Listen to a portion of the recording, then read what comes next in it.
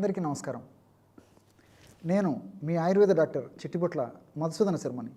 మనం ఈ వీడియోలో ఉల్లిపాయ ఔషధ గుణాలు అనేటువంటి చక్కటి ఆసక్తిదాయకమైనటువంటి అంశాన్ని గురించి తెలుసుకోబోతున్నాం. ఉల్లిపాయ దీన్నే కొన్ని ప్రాంతాల్లో నీరుల్లిగడ్డలు అనేటువంటి పేరుతోనూ, కొన్ని ప్రాంతాల్లో ఎర్రగడ్డలు అనేటువంటి పేరుతోనూ, కొన్ని ప్రాంతాలలో పెద్ద ఉల్లిగడ్డలు అనేటువంటి పేరుతోనూ ఈ విధంగా వివిధ ప్రాంతాల్లో వివిధ రకాల పేర్లతో పిలుస్తూ ఉంటారు. ప్యాజ్ అనేటువంటి పేరుతో కూడా పిలుస్తూ ఉంటారు అనమాట. అట్లే ఇంగ్లీష్లో ఆధునికంగా ఆనియన్ అనేటువంటి పేరుతో పిలుస్తుంటారు. ఈ నీరుల్లిపాయలు మనకు సంవత్సరం అంతా కూడా మార్కెట్లో దొరుకుతాయి. ప్రతి ఇంట్లో సంవత్సరం అంతా ఇంచుమించు ప్రతిరోజు వాడదగినటువంటి ఆహార పదార్థం ఈ యొక్క ఉల్లిగడ్డ లేదా ఉల్లిపాయ లేదా నీరుల్లిపాయ. ఈ యొక్క ఉల్లిపాయను గురించి మనం ఆలోచించినట్లయితే అనేక రకాలైనటువంటి చారిత్రకమైనటువంటి విషయాలు మనకు బోధపడతాయి. ఉదాహరణకి ఈజిప్టియన్ల గురించి మనం ఆలోచించినట్లయితే ఈజిప్టియన్లు ఈ యొక్క నీరుల్లిపాయని మహా పవిత్రంగా భావించి మరణించినటువంటి వాళ్ళ పెద్దలకి ఆ యొక్క రోజుల్లో ఈ యొక్క ఉల్లితో చేసినటువంటి ఆహార పదార్థాలని నైవేద్యంగా పెట్టేవారని చెప్పేసి మనకు చారిత్రక ఆధారాలు తెలుస్తున్నాయి. అట్లే 1665వ సంవత్సరంలో లండన్లో ప్లేగు వ్యాధి విపరీతంగా విజృంభించింది.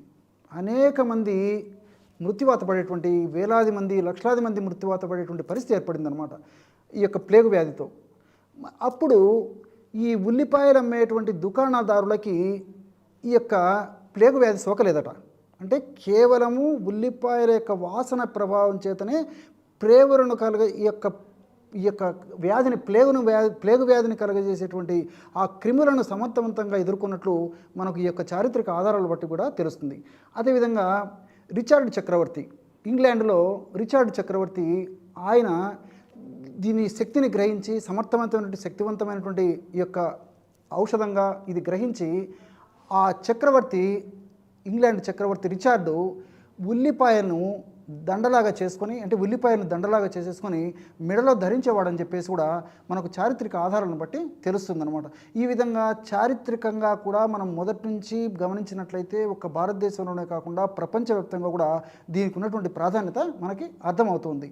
ఇందులో అనేక రకాలైన రసాయన పదార్థాలు కూడా ఉన్నాయి. ఈ క్యూరిసిటిను, అదేవిధంగా డైసల్ఫైడు, ట్రైసల్ఫైడు, సల్ఫరు, పెపెన్ను, ఇలాంటి అనేక రకాలైన రసాయన పదార్థాలు ఉన్నాయి.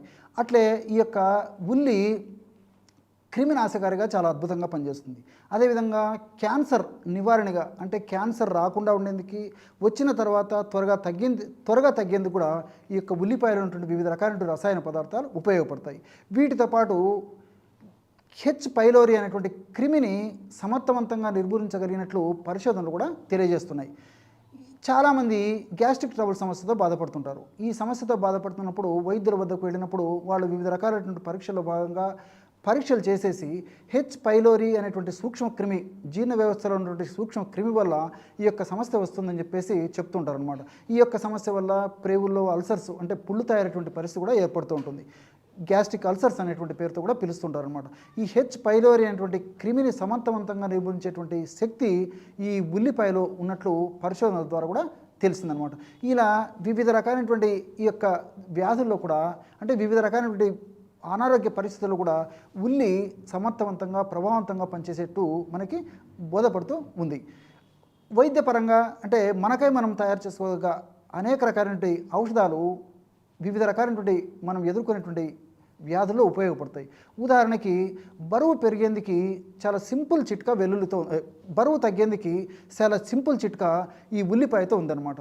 మరి చాలామంది ఆహారం బాగానే తీసుకుంటుంటారు, సమర్థవంతమైనటువంటి ఒక పోషకభరితమైనటువంటి ఆహారం తీసుకుంటుంటారు, అన్ని రకాలుగా నియమాలు పాటించినప్పటికీ వెయిట్ పెరగకపోయేటువంటి పరిస్థితి ఏర్పడుతుంటే, కొంతమందికి వివిధ రకాలైనటువంటి అనారోగ్య రీత్యా వెయిట్ పెరిగేటువంటి పరిస్థితి ఏర్పడదు. అంటే ఆ వయస్సుకి ఆ ఎత్తుకి తగినంత బరువు లేకుండా ఉండేసి చాలా ఇబ్బంది పడేటువంటి పరిస్థితి కూడా ఉంటుందన్నమాట.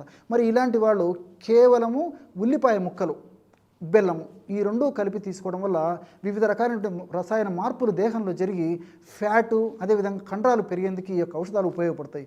ఉదాహరణకి ఒక 20 నుంచి 25 గ్రాములు లేదా మ్యాక్సిమం 30 గ్రాములు నీరుల్లిపాయ ముక్కలు తీసుకొని అందులో 1 నుంచి 2 టీ స్పూన్లు బెల్లం కలిపేసేసి ఆ యొక్క పదార్థాన్ని రోజు సేవిస్తుండాలన్నమాట.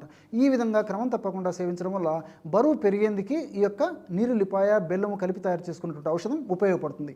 అట్లే ఆస్తమా, ఉబ్బస వ్యాధి, ఈ ఉబ్బస వ్యాధితో కూడా చాలామంది ఇబ్బంది పడేటువంటి పరిస్థితి ఏర్పడుతుంటుందన్నమాట. మరి ఈ ఉబ్బస వ్యాధిగ్రస్తులు నేను చెప్పినటువంటి ఈ యొక్క ఔషధాన్ని వాడుకోవడం వల్ల క్షణికంలో అంటే చిటిక వేసినటువంటి పద్ధతిలో అంత త్వరగా సమర్థవంతంగా శీఘ్రంగా వెంటనే ఇప్పుడు మనం చెప్పుకోబోయేటువంటి ఔషధంలో ఉన్నటువంటి ఔషధ గుణాలు సమర్థవంతంగా పనిచేసి శ్వాసనాళాలు విప్పారేసేసి బాగా శ్వాస పీల్చుకునేటువంటి పరిస్థితి ఏర్పడి ఆ ఉబ్బస సమస్య నుంచి బయటపడేందుకు కూడా అవకాశం ఏర్పడుతుంది. మరి ఔషధాన్ని ఎలా తయారు చేసుకోవాలంటే 10 ml నీరుల్లి రసం తీసుకోండి. అంటే 10 ml అంటే 2 టీ స్పూన్లు. అదేవిధంగా 1 టీ స్పూను తేనె తీసుకోవాలి. 1 టీ స్పూను లేకపోతే 2 టీ స్పూన్ల వరకు కూడా తేనె తీసుకోవచ్చు. 1 టీ స్పూను అల్లపు రసం. కాబట్టి 2 టీ స్పూన్లు నీరుల్లి రసము, 1 లేదా 2 టీ స్పూన్లు తేనె, 1 టీ స్పూను అల్లపు రసం. ఈ 3 పదార్థాలు కలిపేసేసి ఒక్క ప్రమాణంగా తీసుకోవాలి. అంటే 1 డోసుగా తీసుకోవాలి. ఈ విధంగా సమస్య తీవ్రంగా ఉంటే రోజు 3 సార్లు తీసుకోవచ్చు. లేకపోతే సమస్య కొద్దిగా ఉంటే రోజు ఉదయం ఒక్కసారి, రాత్రి ఒక్కసారి తీసుకున్నప్పటికీ చాలా సమర్థవంతమైన ఫలితాలు కలిగేటువంటి పరిస్థితి ఏర్పడుతుంది. అట్లే మధుమేహం, దీన్నే షుగర్ వ్యాధి, చక్కెర వ్యాధి అనేటువంటి పేర్లతో వివిధ రకాలుగా పిలుస్తూ ఉంటారనమాట. ఈ రోజుల్లో వివిధ రకాలైనటువంటి కారణాల వల్ల ఒక్కసారి మధుమేహం మన బాడీలోకి ఎంటర్ అయిన తర్వాత మరి ఒక పట్టాన అనేక రకాల ప్రయత్నాలు చేసినప్పటికీ తగ్గకపోగా మరి ఎన్ని రకాలైనటువంటి మందులు వాడినప్పటికీ సమర్థవంతంగా కంట్రోల్ కాకపోకుండా ఉండడమే కాకుండా వివిధ రకాలైనటువంటి సైడ్ ఎఫెక్ట్స్ కూడా ఆ యొక్క షుగర్ వల్ల కలిగేటువంటి పరిస్థితి ఏర్పడుతుంది. అంటే కంటికి సంబంధించినటువంటి ఇబ్బందులు రావచ్చు, మెదడుకు సంబంధించినటువంటి ఇబ్బందులు రావచ్చు, రక్తనాళాలకు సంబంధించినటువంటి ఇబ్బందులు రావచ్చు, అదేవిధంగా గుండెకు సంబంధించినటువంటి ఇబ్బందులు రావచ్చు, ప్రేవులకు సంబంధించినటువంటి ఇబ్బందులు రావచ్చు, చర్మానికి సంబంధించినటువంటి ఇబ్బందులు రావచ్చు, అట్లే కిడ్నీ మూత్రపిండాలకు సంబంధించినటువంటి ఇబ్బందులు రావచ్చు.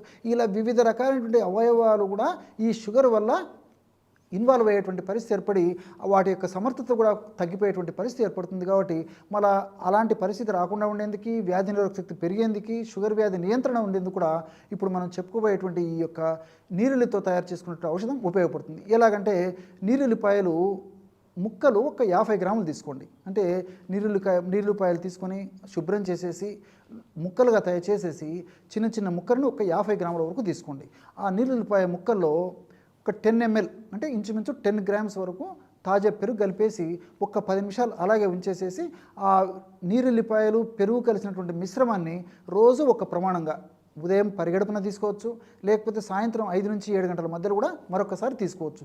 రోజు ఒక్కసారి ఈ యొక్క ఔషధాన్ని ఈ పద్ధతిలో ఆహార ఔషధాన్ని వాడుకోవడం వల్ల షుగర్ వ్యాధి నియంత్రణలో ఉండడం కాకుండా షుగర్ వ్యాధి వల్ల వచ్చేటువంటి వివిధ రకాలైనటువంటి ఉపద్రవాలు అంటే తగ్గేటువంటి పరిస్థితి ఉండడమే కాకుండా వ్యాధి నిరోధక శక్తి కూడా విపరీతంగా పెరిగిపోయి ఇన్వడింపజేసేసి భవిష్యత్తులో మరి వ్యాధి నిరోధక శక్తి తగ్గడం వల్ల వచ్చేటువంటి ఉపద్రవాలు కూడా తగ్గేటువంటి పరిస్థితి ఈ యొక్క ఔషధాల వల్ల కలుగుతుంది. కాబట్టి ఈ యొక్క ఔషధాన్ని ఈ పద్ధతిలో వాడుకోవడం వల్ల ఇందులో ఉన్నటువంటి ఔషధ గుణాలు, రసాయన తత్వాలు మన దేహంలో సదా ఉంటూ, సదా కాపాడుతూ, సదా మన ఆరోగ్యాన్ని రక్షించేటువంటి పరిస్థితి ఏర్పడుతుంది.